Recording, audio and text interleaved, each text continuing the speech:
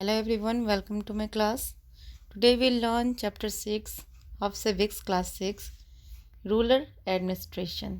इस चैप्टर में हम local police, land records and collection of revenue, role of patwaris, new inheritance law, इन सभी टॉपिक के बारे में हम इस चैप्टर में पढ़ेंगे। The apex body of a rural administration is the Zila Parishad which looks after governments of an district. जैसे रूरल नाम इंडिकेट क्या करता है, गांव की जो एरिया होती है, पुअर डेवलप एरिया होती है, उसको हम बोलते हैं। जहाँ पे एडमिनिस्ट्रेशन क्या है, एक जिला के तरह, परिषद की तरह देखा जाता है, वो देखते हैं वहाँ पे जो एक डिस्ट्रिक्ट के अंदर। India is divided into 29 state and 7 union territories. India यानी कि हमारे देश को 29 स्टेट्स और 7 यूनियन टेरिटरीज में बांटा गया है, विभाजित किया गया है। The state are further divided into smaller unit called districts. और फिर उनको भी अलग अलग छोटे छोटे डिस्ट्रिक्ट्स में डिवाइड किया गया है फॉर एडमिनिस्ट्रेटिव पर्पस, यानी कि काम के हिसाब से डिवीज़न होती है, उससे काम करने में आसानी होती है, इसलिए डिवाइड किया गया है।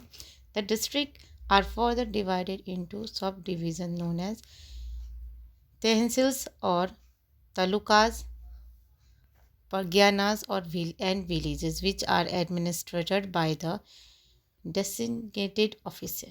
designated officers यानी कि जो लोग एसोसिएटेड होते हैं, जो वहाँ पे सेलेक्ट होते हैं, वो जिनको चुना जाता है वो वहाँ का देख रेख करते हैं, उनके हिसाब करते हैं कि क्या वहाँ पे कमी है, क्या करना है, चाहे वो तालुका के हो, चाहे वो गांव के हो। अब हमारा दूसरा टॉपिक है लोकल पुलिस। हमारा दूसरा टॉपिक है लोकल पुलिस। पुलिस मतलब हम सब समझते हैं जो कानून के अंदर में रह के कानून का पालन करता है, वो पुलिस होता है, जो कानून हमें सिखाता है, क्राइम करने से रोकता है। अब लोकल पुलिस का काम क्या है डिस्ट्रिक्ट लेवल में। Each district headed by a superintendent of police, यानी कि एसपी। हर एक डिस्ट्रिक्ट में एक एसपी होती है। इट इज़ डिवाइडेड इंटू 5 और 6 सर्कल्स। इस circles is headed by a deputy superintendent of police, DSP. SP से डीएसपी जो बड़ा होता है, उनको 5 सर्कल में बांटा गया होता है। इस circle has about 10 local police stations under it which are called thana. थाना हम सब समझते हैं, कुछ कुछ भी हमारे एरिया में होता है, हम कहाँ पहुँचते हैं, थाना पहुँचते हैं। वो क्या हुआ, सबसे लोकल यानी सबसे कम स्तर पर जहाँ पे पुलिस हमें अवेलेबल होती है। ईच पुलिस स्टेशन और द थाना is supervise by the station house officer, HSO। SHO का फुल फॉर्म क्या होता है, station house officers, who is an inspector, जो इंस्पेक्टर हम अभी समझते हैं, हमने सुना भी है, देखा भी है। Under him sub inspector head constable sub constable work carry out the instruction of HSO। SHO यानी कि स्टेशन हाउस ऑफिसर का जो कमांड होता है वो कौन कौन संभालता है। इंस्पेक्टर होते हैं, सब इंस्पेक्टर होते हैं, कांस्टेबल सब कांस्टेबल, जो कि स्टेशन यानी कि थाना में मौजूद रहते हैं। Each police station looks after the law and order of a particular area. हर एक पुलिस स्टेशन जो होती है उसका क्या काम होता है कि वो जो है उस एरिया के लॉ एंड ऑर्डर यानी कानून जो बना रहता है वो उसको लेके चले। Any theft, burglary or any other crime taking place in that area has to be reported to that particular police station। कोई भी क्राइम, कोई भी अपराध होता है तो उस पार्टिकुलर वही स्टेशन यानी थाना जो नज़दीक होता है वहाँ पे रिपोर्ट होना ज़रूरी होता है। पुलिस स्टेशन की जैसे आप यहाँ पे एक इमेज दे रखी है, पुलिस की गाड़ी लगी हुई है, नाम लिखा हुआ है कहाँ का है, वो आप देख सकते हो यहाँ पे। Each district has a jail. हर एक डिस्ट्रिक्ट में जेल होता है, और जेलर और deputy jailer are in charge office. अब वहाँ के जेलर होते हैं इंचार्ज, या डिप्यूटी जेलर होता है। There are separate jails for man and women criminals. और जेल में भी अलग अलग होते हैं, मैन के लिए और वुमेन के लिए। Land records and collection of revenue, हमारा दूसरा टॉपिक है लैंड रिकॉर्ड, यानी कि ज़मीन की रिकॉर्ड और रेवेन्यू कहाँ से कलेक्ट होता है वो। Land records are important for determining the rightful owner of any piece of land. These records are also required to enable farmer to secure loans from the bank. The collection of revenue important as the government needs money to run its various bodies. Land records क्या है?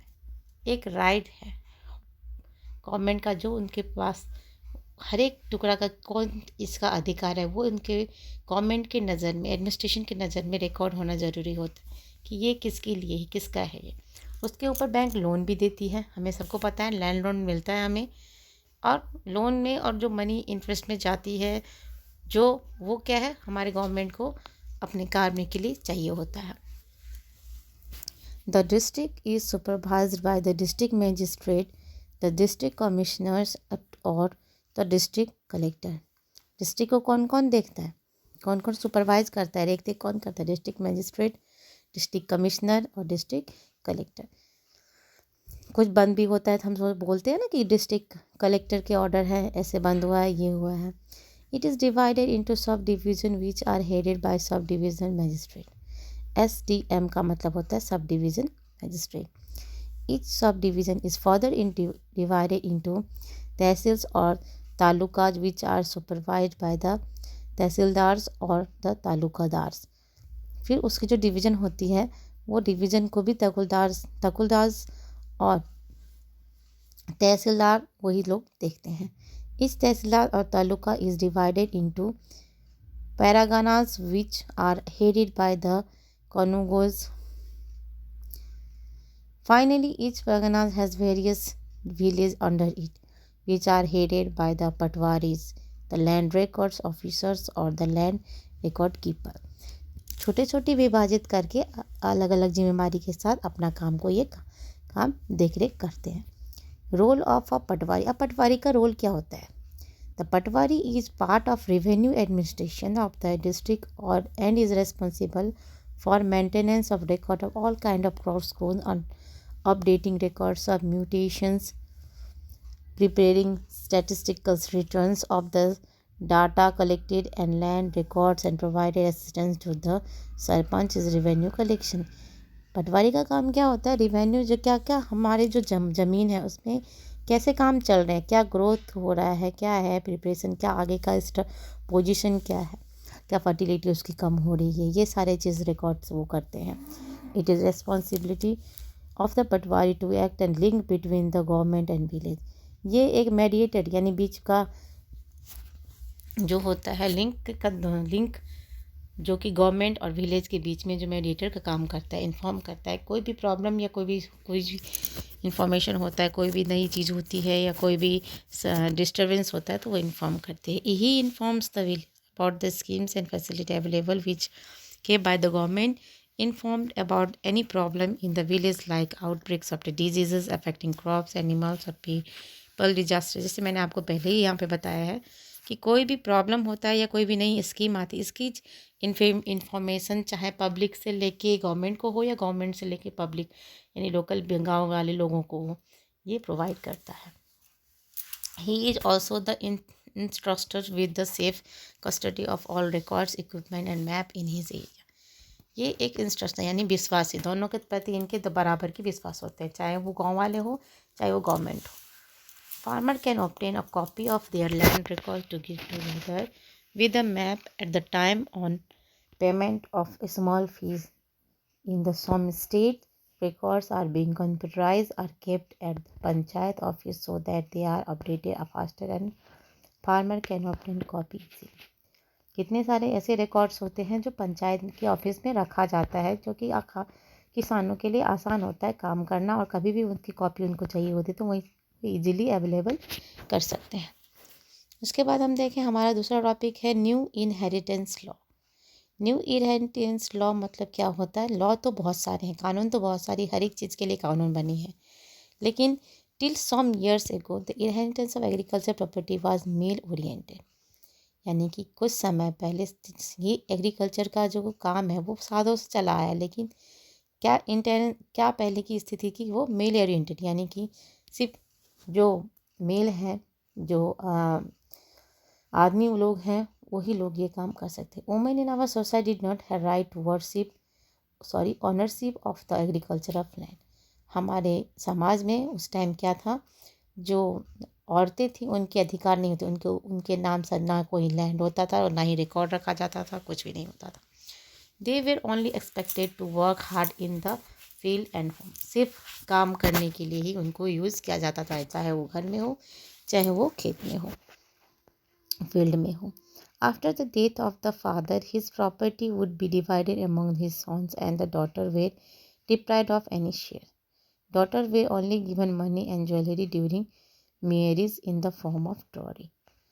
जब father यानी कि जब father का death यानी पिता का डेथ होता था तो उसकी प्रॉपर्टी, उसकी जो लैंड होती थी उसका अधिकार सिर्फ सॉन को ही दिया जाता था। डॉटर को सिर्फ क्या चीज़ का अधिकार था, जब शादी होती थी तो दहेज सिर्फ दिया जाता था, और दहेज में जो पैसे और जो ज्वेलरी दिया जाता था, जो गहने दिए जाते थे, वही का सिर्फ वो हकदार बनती थी।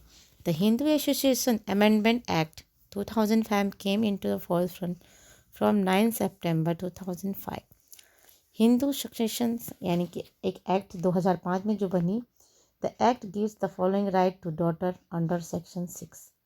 क्या क्या जो बेटी को क्या क्या अधिकार दिया है इस राइट्स ने, एक्ट ने। Sons and daughter and their mother can get an equal share in the land.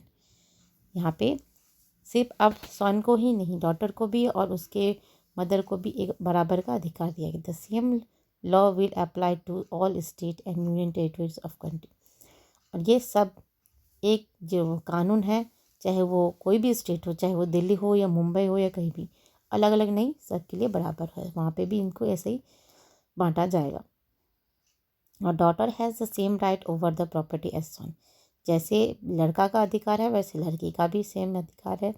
This act includes daughter as the joint owner in the joint family property with the same birth rights and son to claim partitions and share liabilities। हर एक चीज़ के बराबर के अधिकार दिया गया है, चाहे liability हो चाहे कोई भी चीज़ का जॉइंट प्रॉपर्टी हो। डॉटर्स मैरिड और not will have the same right or as son to reside or in seek pardon of the family house। यहाँ पे ये भी बोला गया चाहे वो शादीशुदा हो चाहे ना हो, अधिकार उसका बराबर का ही होगा। Window can claim and inherit the decrease disease property even if they have remarried. Window यानी कि जो विधवा होती हैं, वो विधवा जो बेटियां होती हैं वो उस प्रॉपर्टी पर अधिकार जमा सकती हैं, चाहे वो हस्बैंड पे हो चाहे वो फादर पे हो। This law has been benefited a large number of women in achieving their property rights.